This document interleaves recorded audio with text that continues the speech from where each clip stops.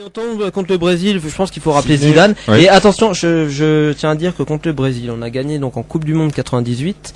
Et donc en 2006, on avait remporté contre le Brésil aussi.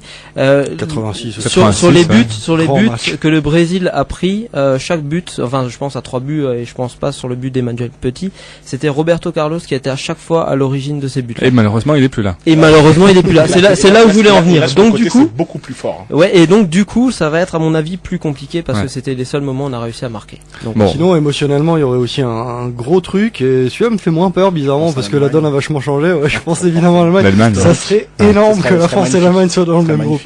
Moi, je suis, limite, je le souhaite en fait. Ouais. Moi aussi, sincèrement. Ouais, mais pour les avoir vus jouer contre la Russie, c'est une belle équipe d'Allemagne, mais qui derrière a pas mal de lacunes. Défensivement, ils sont très lents, ils sont très lourds. Ça pourrait nous être positif. Et puis je pense qu'il faut chercher loin la dernière victoire de l'Allemagne sur la France. Hein. C'est vrai. Ouais, mais alors la dernière, il y a plus de 10 ans. Mais c'est vrai, je pense à 86. Ce serait des super matchs, quoi. Ça c'est clair. Ça serait pas mal. Et surtout, pourquoi pas commencer avec l'Afrique du Sud, quoi. Ouais. Alors on va me dire effectivement, ça serait le meilleur tirage. Ouais, tout le monde espère tomber sur l'Afrique du Sud dans les têtes de série. Alors je suis pas tout à fait d'accord avec ça. Je préférerais évidemment tomber contre une grosse équipe, mais après tomber contre l'Afrique du Sud, ça nous ferait arriver donc au premier match.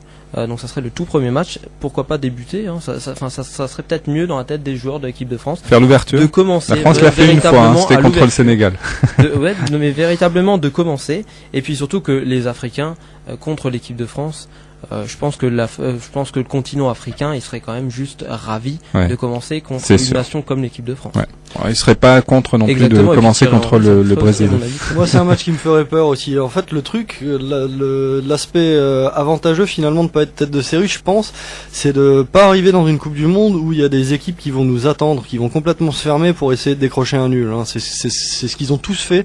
Enfin, dans les grosses compètes à laquelle a participé la France dernièrement, c'est comme ça que ça s'est. Bon, à part le dernier Euro, c'est comme ça que ça s'est passé. Ils nous attendent, ils jouent pas. Ça défend à 10 et la France a du mal à se dépêtrer de ça. Hein. Des fois, développe du bon jeu, mais bon, c'est difficile de percer dans une muraille comme ça. Laurent Blanc dit, ce qui peut être un peu en opposition avec ce que tu dis, Laurent Blanc dit ce matin dans la presse que toutes les équipes, y compris les têtes de série, prient pour ne pas rencontrer la France. Parce qu'on sait que quand la France... Ah oui, c'est sûr, c'est vrai dans les deux sens. Quand la France se qualifie difficilement...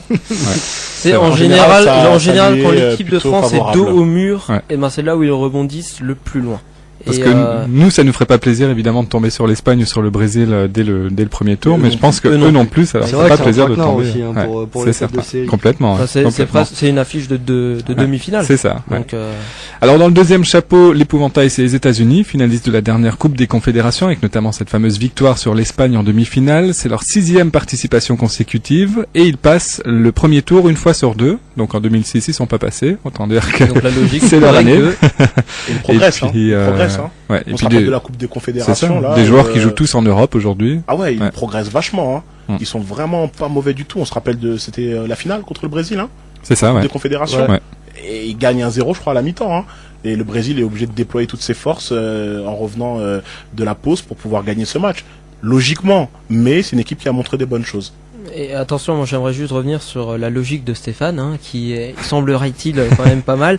Mais alors, si on prend la même logique, mais pour l'équipe de France, ça fait 98 vainqueurs, 2002 losers, 2006 on peut presque dire vainqueur, et donc 2010 on en arrive à loser. Non. Non, moi non plus, je ne le souhaite pas. C'est complètement tiré par les cheveux. Et voilà, je suis d'accord, je n'aime pas cette théorie. mais finalement, voilà. Ça marche sur un cycle court, mais si on prend un cycle long. Mais attention. Évidemment, les statistiques sont faites pour être totalement chamboulées. Ouais. Mais on ne sait pas. Et on en trouvera d'autres dans la foulée. Ouais. Dans le chapeau 2, toujours, alors là, pareil, tout le monde espère tomber sur cette inexpérimentée Nouvelle-Zélande. C'est sa 2e participation seulement à une Coupe du Monde, 77e au classement FIFA, peu de joueurs chevronnés, se sont qualifiés dans une zone quand même relativement faible qui était l'Océanie depuis le départ de l'Australie. Ouais. Tout le monde espère tomber sur cette équipe de Nouvelle-Zélande. Hein. Bien sûr, parce que c'est ceux qui paraissent le plus prenables. 3 points. Et quand on regarde derrière... attention, peut-être pas 3 points. Ouais, mais attention, parce que on était tombé en 2002 contre l'Uruguay, enfin vraiment contre des équipes largement prenables, le Sénégal, je veux dire, c'était largement possible. La Nouvelle-Zélande, c'est pas l'Uruguay. Alors que l'Uruguay et par exemple, tu as parlé du Sénégal, on peut plus les apparenter à des équipes où voilà, là c'est vraiment le doute. On sait qu'il y a des qualités, mais c'est le doute. Mais attention, et là je pense que le trou noir et le doute, ce serait vraiment les deux Corées. La Corée qui nous a déjà fait très mal, on se rappelle à la Coupe du Monde, c'était combien? C'était 2006. Ouais, non, 2002. Non, c'est 2002. C'était 2002. La Corée ils sont demi-finales. Non, la Corée du Sud, c'était en 2006. Ils sortent d'Italie quand même. 2006. Autant premier tour. Donc voilà, c'était vraiment une équipe qui nous avait fait mal. Et derrière, c'est le trou noir. On sait que les équipes asiatiques, en général, se qualifient pas, mais elles sont chiantes. Elles sont chiantes en poule, quoi. Suisse, Corée, Togo, c'était en 2006. Oui, exact. Bon, on va clore sur ce sujet. Le tirage au sort aura lieu ce soir. Juste, quelle est l'équipe contre laquelle l'équipe de France ne doit pas tomber ce soir? Pays-Bas. Brésil. Italie. Eh ben on est tous d'accord, c'est bien. Je remarque que personne n'a parlé de l'Algérie. Non, bah ça, faut pas tomber contre l'Algérie pour voilà. d'autres raisons. Et c'est con parce qu'en même temps, ça serait génial de tomber contre l'Algérie.